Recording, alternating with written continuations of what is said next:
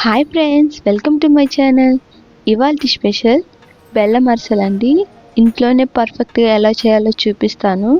ఇక వీడియోలోకి వెళ్దామా?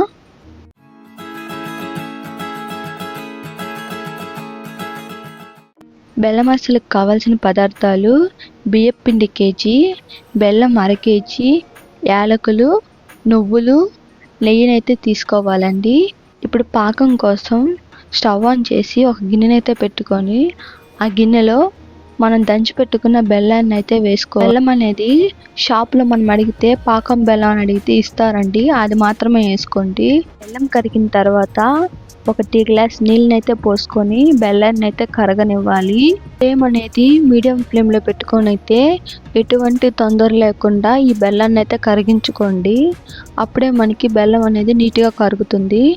నేను మళ్ళీ చెప్తున్నానండి, ఫ్లేమ్ అనేది మీడియం ఫ్లేమ్లో పెట్టుకొని ఈ బెల్లాన్ని కరిగించుకోండి. హైలో మాత్రం పెట్టకండి, బెల్లం అనేది చిక్కబడిపోతుంది. అప్పుడు మనకు అరిసెలు సరిగ్గా రావు. బెల్లం అనేది ఇలా బాగా కరిగిపోయిన తర్వాత స్టవ్ ఆఫ్ చేసి పక్కన పెట్టుకోండి. బెల్లం కరిగిన వెంటనే ఇంకొక గిన్నెలోకి ఈ బెల్లాన్ని అయితే వడకట్టుకోవాలి. ఏమన్నా చెత్త ఏమన్నా ఉన్నా కూడా మనకి నీట్గా వచ్చేస్తుంది అన్నమాట వడకట్టుకుంటే.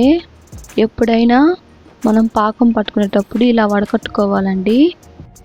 ఇలా పాకం పట్టుకున్న బెల్లం నీళ్ళని అయితే పక్కన పెట్టుకొని మళ్ళీ స్టవ్ ఆన్ చేసి ఇందాక మనం పెట్టుకున్న గిన్నెలోనే ఈ బెల్లం నీళ్ళని అయితే పోసుకొని పాకం పట్టుకోవాలండి. ఇప్పుడు ఫ్లేమ్ అనేది కొంచెం హైలోనే పెట్టి బెల్లాన్ని అయితే పాకం తయారయ్యేంత వరకు అయితే మనం బాగా ఉడికించు. మనకి కలర్ అనేది చేంజ్ అయినప్పుడు మనం పాకం పడిందా లేదా అని ఇలాగ కొన్ని నీళ్ళల్లో అయితే వేసుకొని చూసుకోవాలి. మనకి ఉండ అనేది ఏర్పడితే మనకి పాకం ప్రిపేర్ అయిపోయినట్టండి. అప్పుడు స్టవ్ ఆఫ్ చేసి పక్కన పెట్టుకోవడమే. పాకం అనేది వేడిగా ఉన్నప్పుడే మనం బియ్యం పిండిని అయితే వేసుకొని కలుపుకోవాలి. ఇంకొకరి సహాయంతో అయితే మీరంతే కలుపుకోండి. బియ్యం పిండి ఒకరు వేస్తుంటే ఇంకొక పాకం కలపాలండి. అరిసెల పిండిని అయితే రెడీ చేసుకున్నామండి. అరిసెల పిండి అనేది ఇలాగా మనకి మృదువుగా అయితే రావాలి. వచ్చిన తర్వాత మనకి రెడీ అయినట్టండి. అరిసెల పిండిని అయితే ఇలా కలుపుకున్న తర్వాత అందులో ఒక 3 టేబుల్ స్పూన్ల నెయ్యినైతే వేసుకోండి. మనకి స్మెల్ అనేది చాలా బాగా వస్తుంది. ఇప్పుడు స్టవ్ ఆన్ చేసి కడాయి పెట్టుకొని అందులో డీప్ ఫ్రైకి కావాల్సినంత నూనె పోసుకోవాలి. ఆయిల్ కాగుతుండగా మనం ఇలాగా అరిసెలను అయితే తట్టుకోవాలండి. అరిసెల్ని నేనైతే చేతి మీద తట్టుకుంటున్నానండి. మీరు ఒక ప్లేట్ అయితే కింద పెట్టుకొని అయితే తట్టుకోండి, అప్పుడు మీకు పర్ఫెక్ట్గా అయితే వస్తాయి. నాకు చేతి మీద అలవాటు కాబట్టి నేను చేతి మీదే చేసుకుంటున్నాను. అరిసెని అయితే తట్టుకున్న తర్వాత మనం కాగుతున్న నూనెలో అయితే ఈ అరిసెని అయితే వేసుకొని ఫ్రై చేసుకోవాలండి. నూనె దగ్గర కొంచెం జాగ్రత్తగా ఉండండి. మీకు మీ వల్ల కానీ ఇది కానీ ఫస్ట్ టైం అయితే మీరు ఎవరినైనా పెద్దవాళ్ళ సాయంతో అయినా చేసుకోండి. ఇలా పక్కకు తీసుకున్న అరిసెని అరిసెలు ఎత్తుకునే చెక్కపీటలో అయితే ఒత్తుకొని నూనె అంతా వెళ్ళిపోయిన తర్వాత దాన్ని ఒక ప్లేట్లోకి అయితే తీసుకొని పెట్టుకోండి. అరిసె అనేది ఇలా లైట్ బ్రౌన్ కలర్ వచ్చేంత వరకు ఫ్రై చేసుకొని పక్కకు తీసుకోవాలండి. అరిసె అనేది గోల్డ్ కలర్లో ఉండాలండి, అప్పుడే మనకి పర్ఫెక్ట్గా ఉన్నట్టు. ఇలాగే మిగతా అరిసెలను కూడా మనం ఆయిల్లో వేసి డీప్ ఫ్రై అయితే చేసుకోవాలి. మరి డీప్ ఫ్రై అంటే డీప్ ఫ్రై కదండి, నేను వీడియోలో చూపించిన విధంగా అయితే ఫ్రై చేసుకోండి. అప్పుడే మీకు అరిసె అనేది పర్ఫెక్ట్గా ఉంటుంది.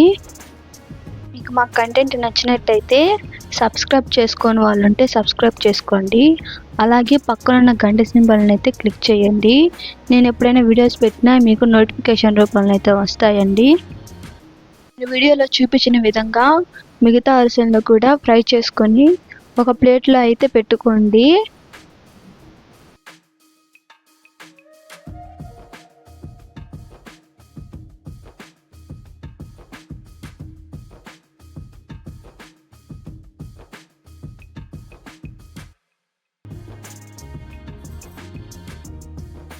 అన్ని అరిసెలను అయితే నేను వీడియోలో చూపించిన విధంగా చేసుకోవాలండి. ఇంతేనండి, రుచికరమైన బెల్లం అరిసెలు అయితే రెడీ అండి. టేస్ట్ అనేది పర్ఫెక్ట్గా అంటే పర్ఫెక్ట్గా ఉంటుందండి. మీరు కూడా ట్రై చేసి కింద కామెంట్ సెక్షన్లో మాత్రం కామెంట్ చేయడం మాత్రం మర్చిపోకండి.